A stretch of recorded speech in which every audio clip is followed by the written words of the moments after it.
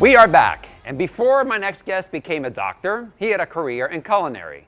Now, by combining a dash of his cooking talent and a pinch of medical expertise, he has created the perfect recipe for a healthier life, known as Grassroots Gourmet. Welcome to the show, Dr. Michael Fenster. Thank you so much for having me. Glad to be here. Glad to be here. All right, so tell me, before we start this, Sure. tell me a little bit about the Grassroots approach. Well, the Grassroots Gourmet approach is based on authenticity, being real, and eating real food, which is really what's missing in the modern Western diet. Okay. And we have decided really to focus on the quantity of what we eat, right? Everybody out there is supersizing this, right. You know, getting 5 of this for and not focusing on the quality of the food. And when it comes to a healthful diet, that is what's really important. It's about the quality of what we eat, not the quantity. All right, so when people say, I gotta stay away from red wheat, that's not true at all, right? Absolutely not. Okay. You know, we tend to put things into these big categories. Okay. Meat, protein, fat. But it's much more complicated like that. We shouldn't profile. We shouldn't palate profile. When we talk about red meat, we have processed red meat, which studies have shown really does correlate with the development of diseases, cardiovascular disease, cancer, increased mortality, those sorts of things. But when we started to look at fresh red meats, we found that really it doesn't have that same correlation. And then think about this, which would be earth-shattering. Please tell me, because I'm waiting, I'm salivating. When we let cows and other animals that we use do what they're supposed to do, which is like walk in the field and eat grass and not be pumped up with steroids and hormones and everything else, we actually get red meat that has a different composition.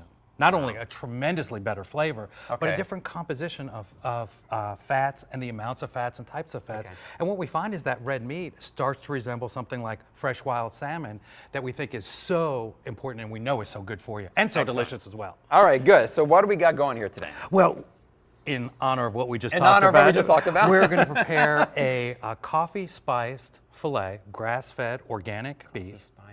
And then we're going to top that with a chimichurri sauce to break those constituents of the modern Western diet which enslave us. Just endless layers of sugar, salt, and fat. That's right. That's right. So, all right. Here you go. I'm going to give you the whisk, and you notice I start here because it's all about the size of your whisk, right? And it's all about the whisk, right? It is. So we're going to, I'll add these in if you can just whisk them together. We've got a little bit of fresh ground pepper. We've got some coffee, and this is the same ground coffee that you have in the morning. We've got some fresh ground cumin. Oh, beautiful. We've got some chili powder. Chili powder. And we've got a little bit of salt. So go ahead and just stir. Yeah, I'm just going to use a little bit of the wrist action there. There you go. And if you want to spice it up a little bit, we can use a little bit of additional red pepper flake. And we've got some mixed right up here. So what we're going to do is we're going to just take that and we're going to put that on. While you're doing this, tell me a little about the new book that you come out. The Fallacy of the Calorie really addresses why the modern Western diet is killing us and how to stop it. And it's all about eating real, authentic, quality foods like this.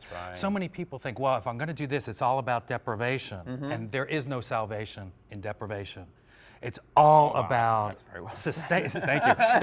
It's all about, you know, sustainable diet. Things like organic, humane, fresh-raised beef like this is great for the planet, but it's also good for us. It's a diet that we can sustain because it's delicious food. We eat that day after day. And it also sustains us nutritionally. Our bodies feel good. And so when we get something like this, if you can just pop that on, we'll put that right on the plate and sizzle it off.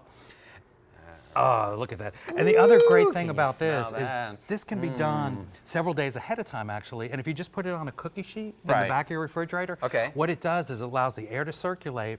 And what that will do is kind of dry age the beef a little bit. So it takes the moisture content out. And it's important to have it elevated on like a little cookie sheet so the air will go out. And it really concentrates that flavor, makes it extra delicious. All right, beautiful. We're going to go to a quick commercial break. And don't go anywhere. When we come back, we're going to whip up a mouth-watering chimichurri sauce for this steak. You don't want to miss this. When Healthy Lifestyle with Eraldo, back in a moment.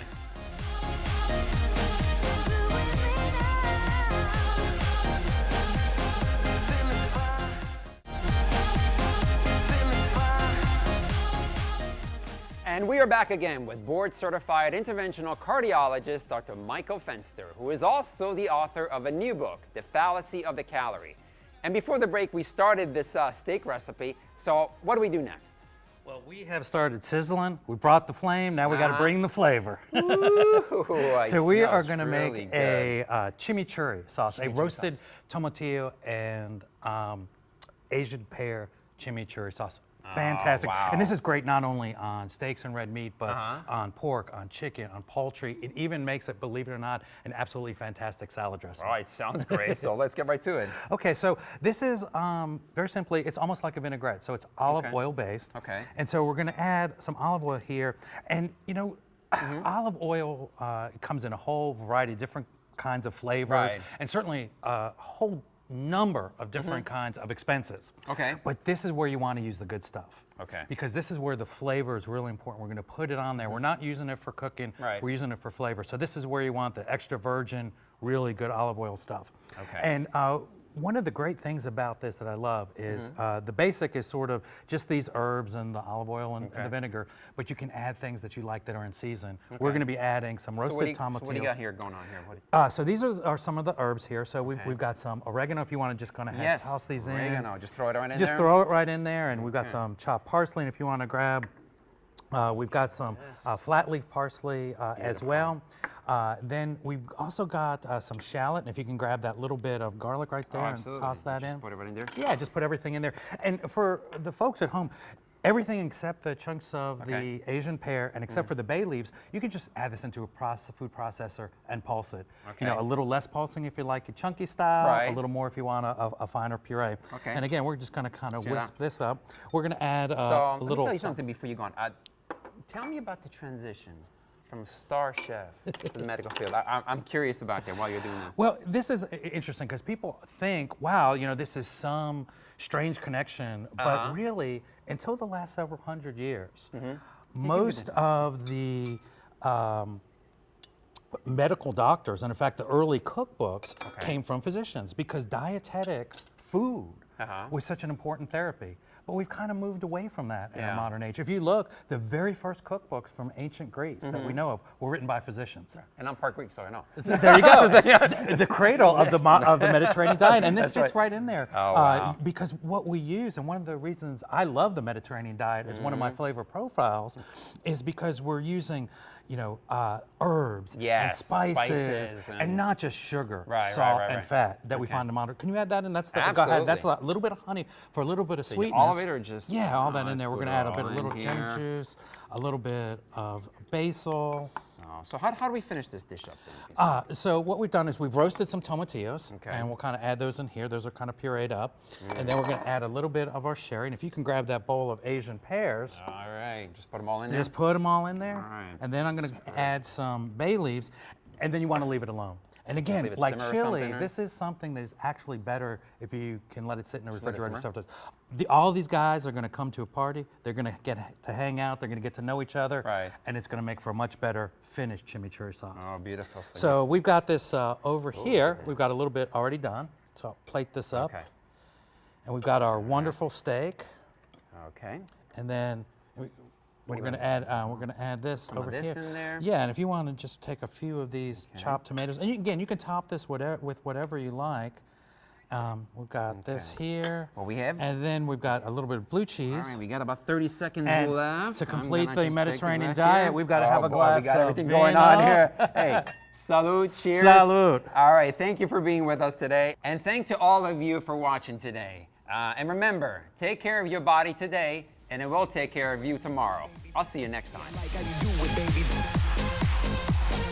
I can really show you how to move it, baby. Yeah. See, I like how you do